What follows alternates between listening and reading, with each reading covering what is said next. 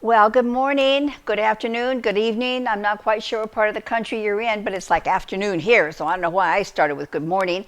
It's Grandma Roseanne, and thank you for showing up in my kitchen. And today we are going to make chicken and dumplings. Now, what I have learned about chicken and dumplings is not everybody likes them. My husband, I said, "This is what I'm making." He said, "Oh, yuck." My brother, who is in a hospital, and the food there has been horrible. I said, "Reggie, I can bring you some chicken and dumplings." He said, "Yeah, no, thank you anyway." He would rather eat bad hospital food than chicken and dumplings. I have no idea what's wrong with these people because chicken and dumplings is good. So we are going to make them. Now, I started out making chicken soup this morning early. And I didn't videotape it, but I am going to put a video up around this chicken soup simply because my husband thinks it's the best soup on the face of the planet. He loves it. And we add rice to it, so chicken and rice, he's really happy with it. So what I did is I made it just because I wanted to get what I needed here for the dumplings. So to start off with, you want to skim a little bit of the fat off of your soup. And you want to have 2 tablespoons of fat. Just like that. Then we're going to put this back on the stove. I have this in the refrigerator simply because this is the rest of the soup. I make a lot of soup at one time because I can it. So anyway, let me move this away. So this now will come up to a boil. But I had put it in the refrigerator because I wanted the grease to rise, and then I could skim off a couple tablespoons. But if you look in here, there is very, very little fat in there. Very little fat. I did use skinless, boneless chicken, and typically I will make it with rib in, skin on. But I have little grandchildren, and they like my soup, and I worry about those bones. So when I make this, I know that there's no bones. I don't have to worry. They can eat it. So what we're going to add to this fat is 2 tablespoons of flour, just regular all-purpose flour. And this is a 2 tablespoon measure. And just mix that up a little bit, just like that.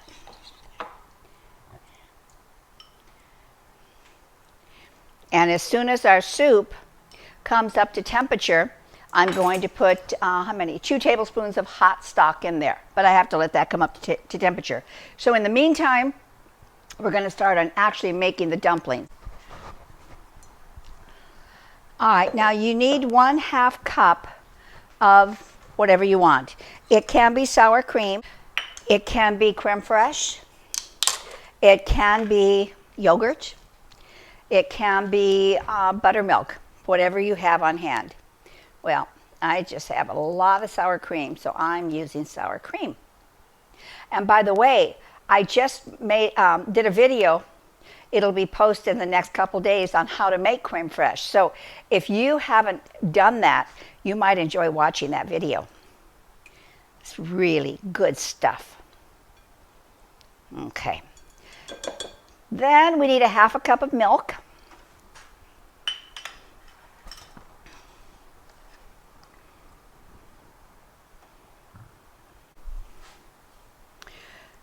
So you need a couple of teaspoons of thyme. I call it the pain in the neck herb because look at that. Look, can you see that? And you only use the leaves, not the stem. Oh my gosh. So it says 2 teaspoons, but can take you a long time to get 2 teaspoons. So I will do this as quickly as I can, and then I will edit out so you're not here the whole time. And I'm also going to use some chives from my garden. The thyme is from my garden too. And I really love it because I can just walk out my patio door and every herb is there. So it just makes it so flavorful. Well, I'll tell you right now, that's not 2 teaspoons, but that's about all I have in patience right now. So it'll be what it is. Now, the chives.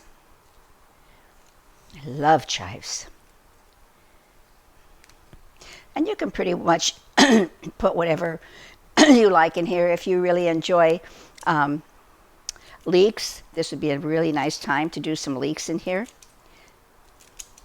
Whatever little herbs you have growing, or whatever little herbs you found at a farmer's market or at your grocery store, it's all good.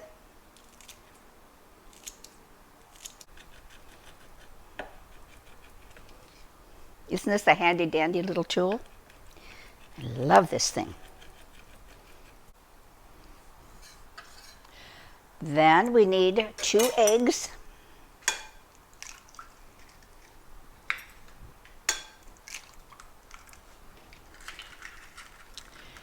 And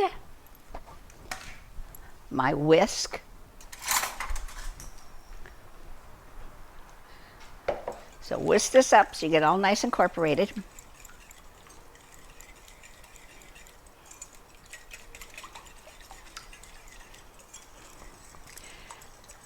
And then we need 2 cups of self-rising flour. Has to be self-rising.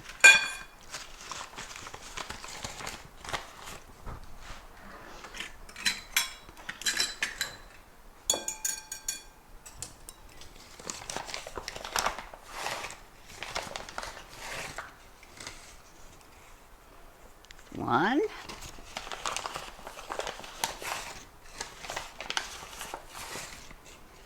And 2.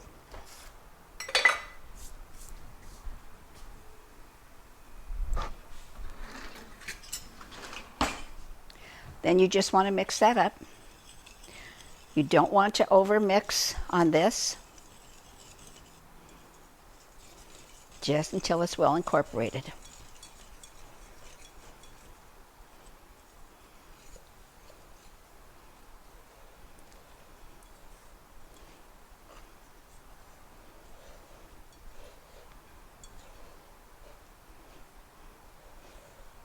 See a little flour along the edge, that's still okay.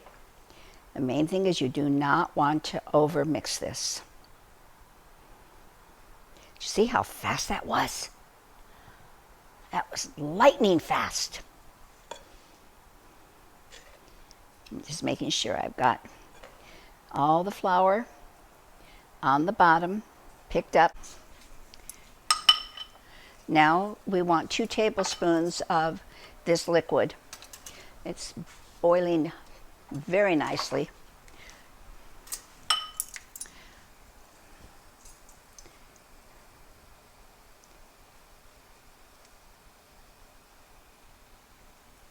That's 1,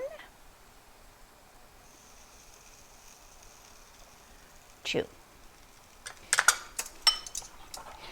And the reason we do this, for you experienced cooks already know we're tempering this, so we're bringing this up to the temperature of that liquid. Because if we just threw the flour in there, oh, you'd have the biggest mess you've ever seen. And trust me, I did it. When I was young, I didn't have anybody to teach me this stuff. I made more mistakes, oh my word, so many mistakes. But now we have YouTube, and this is wonderful.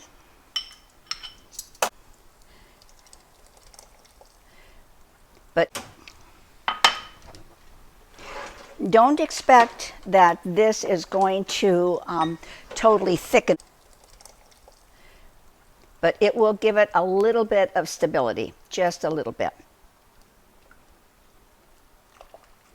And you can make this with anything. If you want to make it with beef stew, you can put your dumplings on that. Any kind of a soup. It would be delicious with it. Now I'm going to lower the temperature because I just want it to be at a simmer. I don't want it that rapid boil. So what I need is 2 spoons in order to do this effectively.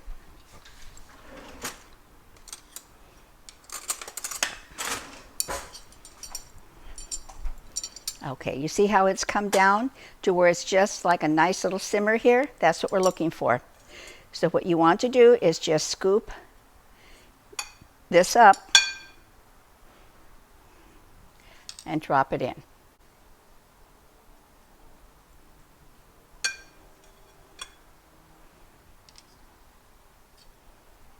How can somebody not love this? I don't know, my husband and my brother.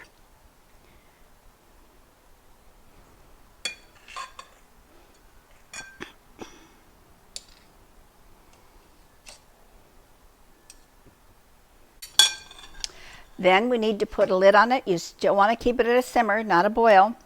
And what we're actually doing now is we are going to steam this for 15 minutes. So I shall return. Do you see how quick and easy that was?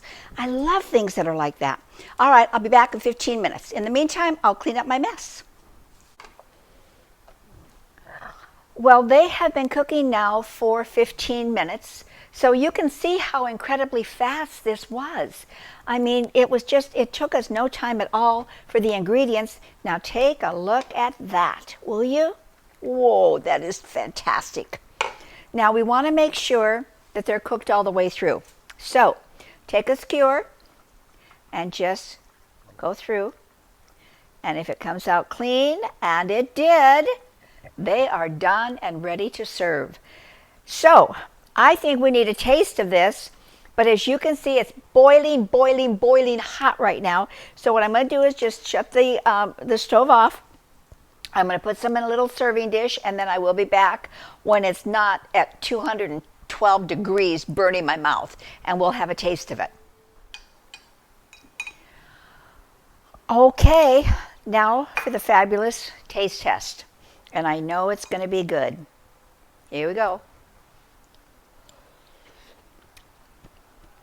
Oh, that's good. They're light, they're flavorful. You can taste the herbs in it, and it's delicious. So keep in mind, it doesn't have to be over noodle soup or over chicken soup. It can be over anything you want. Anything you want. So a stew would be delicious with this too. A beef would be delicious with it. So enjoy, and we will see you on the next video. I will put the ingredients below, so you'll have that. Subscribe, thumbs up, hit the bell, and leave me a comment. I love hearing from you guys. Let me know how it turned out for you. Okay? Bye.